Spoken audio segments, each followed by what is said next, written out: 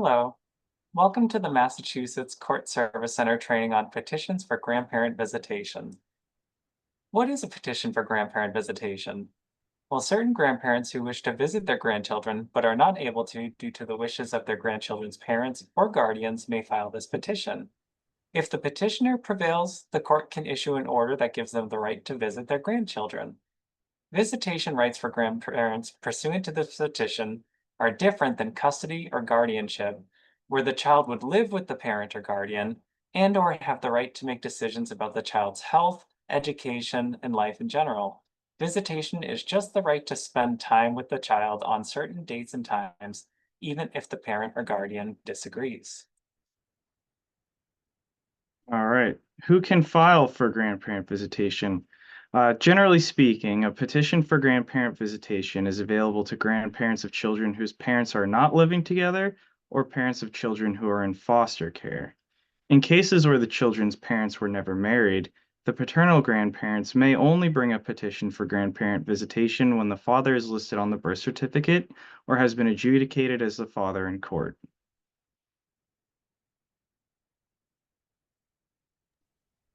Specifically, under Massachusetts General Law, Chapter 119, Section 39D, grandparents of children who are not in foster care may file a petition for grandparent visitation if the parents of the unmarried minor child are divorced, married but living apart, under a temporary order or a judgment of separate support, or if either or both parents are deceased, or if said unmarried minor child was born out of wedlock whose paternity has been adjudicated by a court of competent jurisdiction, or whose father has signed an acknowledgement of paternity and the parents do not reside together. Here is a closer look at Massachusetts General Law, Chapter 199, Section 39D. There are a couple more noteworthy points to observe. First, if the child is married, a grandparent may not petition for grandparent visitation. Upon review of MGO Chapter 119, Section 39D, you may notice that the rule refers to the children as unmarried minors. So if the grandchild gets legally married before they turn 18, a grandparent who may otherwise qualify under this chapter could not file for grandparent visitation. A more common scenario that might come up is adoption. If a child is legally adopted, a grandparent cannot petition for visitation under this chapter unless the grandchild is adopted by a step-parent.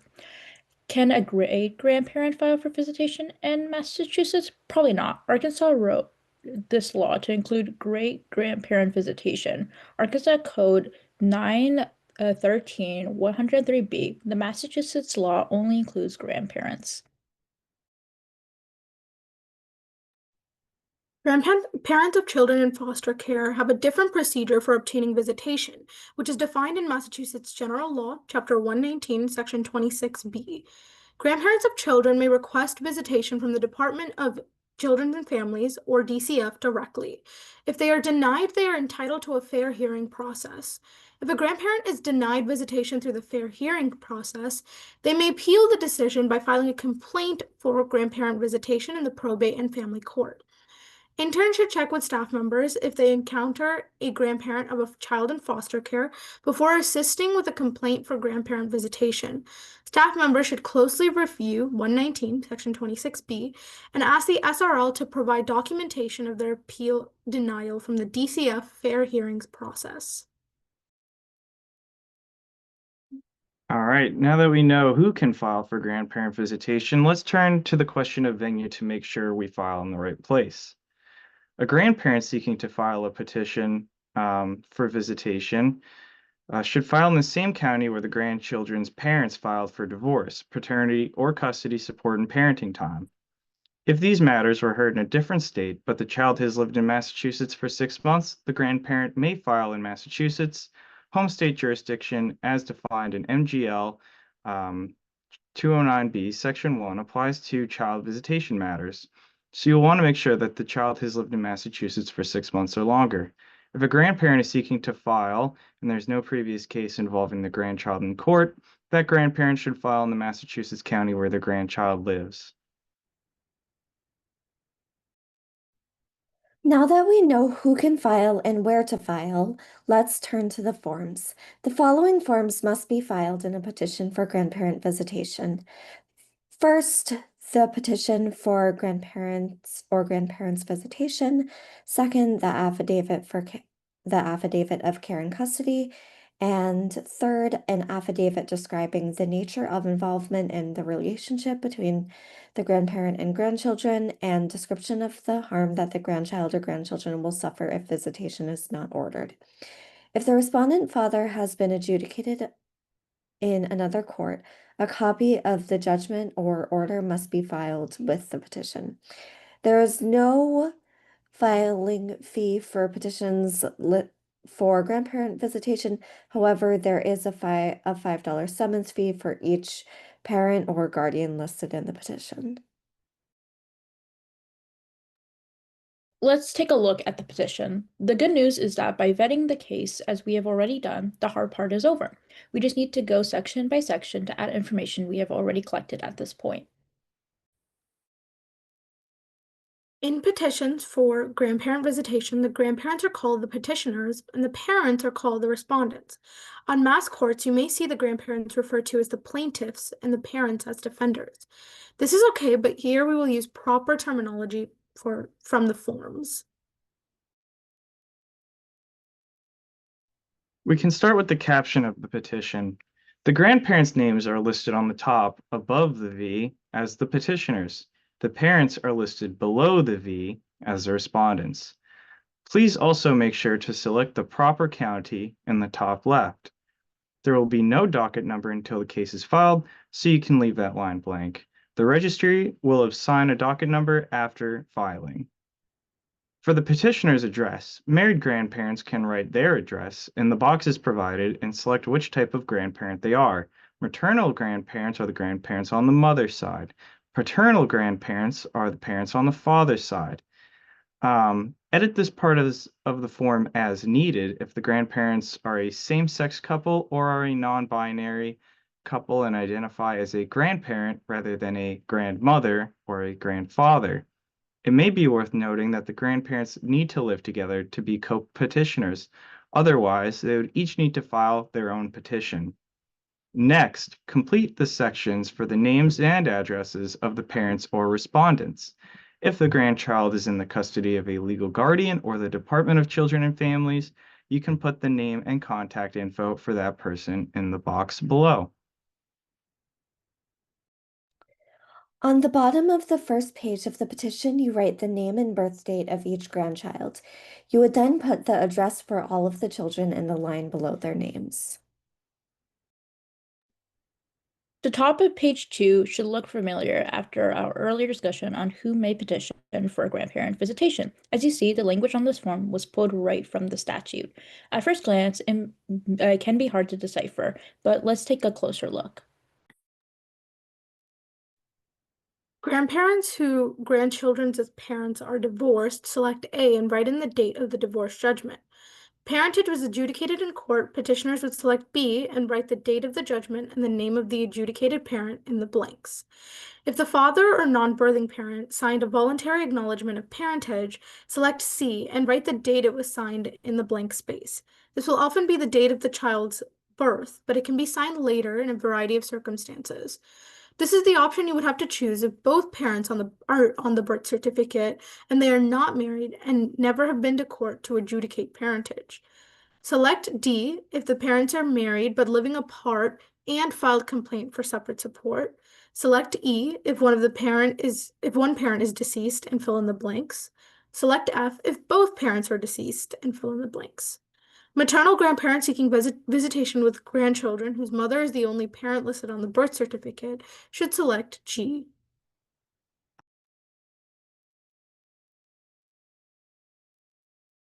On question 6, the grandparent would select the box that best applies to their situation. The difference between these two selections is that the first one indicates that there exists a significant relationship between the grandparents and the grandchildren, where the second box indicates that such a relationship does not exist at the time, but it is nonetheless in the best interest of the grandchild to order grandparent visitation. It is important to note the fact that a grandparent does not have a pre-existing relationship with their grandchild does not bar the grandparent from filing this petition. See Share v. Desmond, the 70 Mass Appellate Court 2007 decision. Section 6 then directs the petitioner to draft an affidavit and attach it to the petition.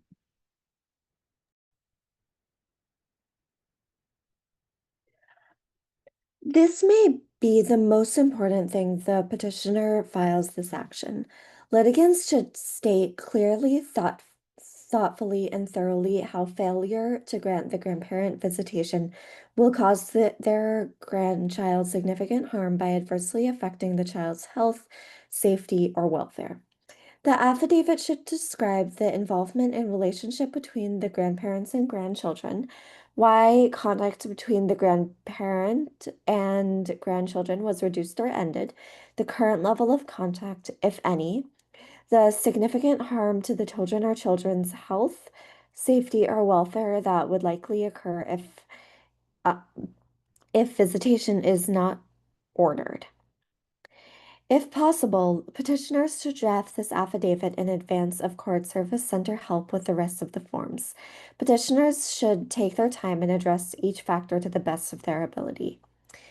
Petitioners who are seeking user-friendly information about Massachusetts grandparents' visitation rights laws can visit masslegalhelp.org, mass.gov, or contact the law library. Mass.gov has a brief summary of important cases and laws that petition may find helpful on its page titled Massachusetts Law About Grandparents' Visitation Rights. The next document petitioners need to complete is the affidavit disclosing care in custody. The purpose of this document is to tell the court about any other open or closed cases involving the children involved in the petition for a grandparent visitation. If the petitioner has 5 or more grandchildren, they may need to fill out the supplemental child care or custody disclosure affidavit. Please note this form is used in any case that addresses the care or custody of minor children and is used in not only probate and family, but also juvenile court, district court, and superior court. You may see this form often when assisting court service center users in a variety of matters, including divorce and complaints to establish parentage. Please note that the case name for grandparent visitation will also look like this: petitioner or petitioners versus respondent or respondents. So it will read grandparent versus parent, or grandparent and grandparent versus parent and parent, depending on how many grandparents are petitioning and how many parents are involved. You will also need to click the box next to probate and family court and write the name of the county in the division space. Similar to the petition, you will not need to write anything in the docket number space if this is the initial filing. At the bottom of page 1, the petitioner will select the first box that they are party to the case and write their name in the blank space. You would then list the names of the children in the spaces next to child A through child D. It makes sense to start with the oldest and then go to the youngest. It will help petitioners remember which child is A, B, C, or D. If the petitioner has 5 or more grandchildren, they would need to check the box at the bottom of the page and complete the supplemental child care or custody disclosure affidavit. On the top of the next page, there is a section to request that the address of the children be kept confidential. You can ask for the address to be impounded if the children are living at a domestic violence shelter or the petitioner believes that the children are in danger of physical harm or emotional abuse. If this is true, petitioners would check the first box that says, "The above applies to me. I would like to request that the court keep certain addresses confidential." If the petition selects this box, they will also need to file a motion for impoundment with the petition. The middle checkbox addresses situations where one or more of the children are being adopted, so the petitioner is asking for impoundment. In the grandparent visitation context, this may come up in the instance of a step-parent adoption. If these safety issues are not present, the petitioner can select the third box down. After selecting that box, you would then enter address information for each child. Child A through child D must be consistent with how the children are listed on page 1. You would list the current address in the first box. Next to that, you would write the approximate date they moved to that location. Below the current address of the child, you will write any previous addresses that the child has lived at in the past 2 years. You would then list the date ranges of when they had lived there next to that. Finally, you would list the names of the adults living with the child in the box all the way to the right and the relationship that each adult had to the child below that. For example, mother, sibling, or cousin, etc. If the information is the same for the other children as child A, you can check the box that says check if same information as child A. The top of page 3 asks the petitioner to note any other cases that address the care or custody of the grandchildren. If the grandparent has not taken part in any other cases involving the children before the court, they could check either the first or second box. The first box indicates that they do not know of other cases involving the care and custody of the children. The second box indicates that they are aware of other cases involving the care and custody of the children. Court Service Center staff can help self-represented litigant look up cases that are visible on the public docket and help them list them below for each child. If no cases come up upon search of the public docket and the self-represented litigant is not aware of any other cases, they can check off the first box. In the context of the grandparent visitation, this will be rare. If you have access to the internal mass courts, you should not share any other information about cases not available on the public docket to court users. If the grandparents have taken part in cases involving the children, they should select the third box and fill in the information below. In grandparent visitation, you may see this when the grandparent was the guardian of a grandchild in the past. To complete the section below, you should write the letter for each child in the appropriate box. Then this lists the court department, for example, probate and family court or juvenile court. You would then write the docket number in the space next to that. You should then list whether the matter is open or closed. It is open if the petition has been filed but not a final, but does not have a final judgment or decree has been issued. If judgment or decree has been issued, the matter is closed. Finally, if the self-represented litigant was involved in a prior case and checked the third box, they would write their own involvement in that case in the far right blank space, such as party or witness. Here are some examples of other types of care or custody cases that would need to be cited in that last section.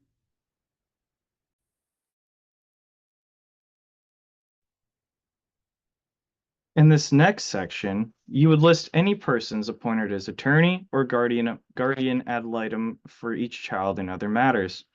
Court Service Center staff can help the self-represented litigant find this information on the dockets of the other related matters if applicable. Below that, you would list any other parties involved in the care or custody of the grandchildren within the past 2 years, such as a legal guardian other than the petitioner. To review, here are all of the documents required upon the initial filing for grandparent visitation. The petition, the affidavit disclosing care and custody, the affidavit of the petitioner describing how the grandparents are involved with the grandchildren, what their relationship is like, and a description of how the children will be negatively impacted if there is no visitation. There is a $5 fee for each summons, which amounts to 5 per respondent.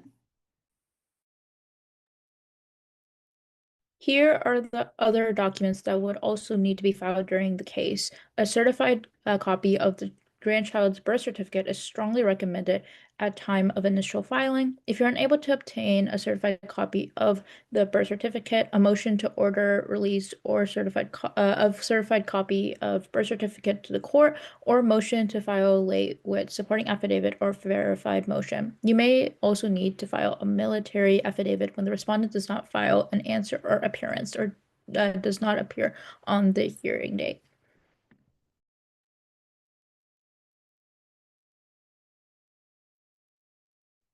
The petitioning grandparents must serve the respondent parents notice of petition.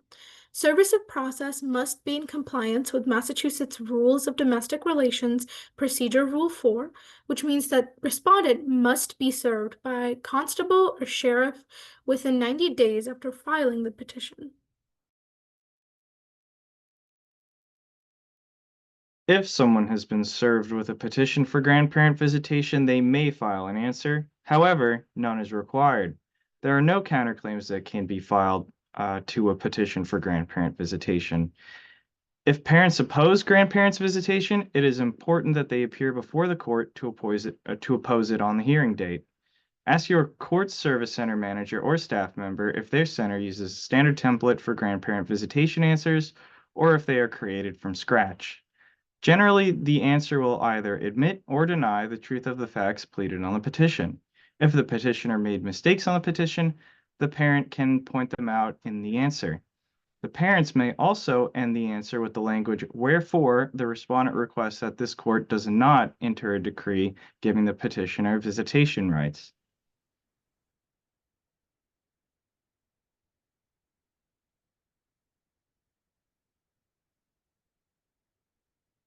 And now you know how to help self-represented litigants file for grandparent visitation. Thank you for watching our presentation, and thank you for serving the public in the Court Service Center.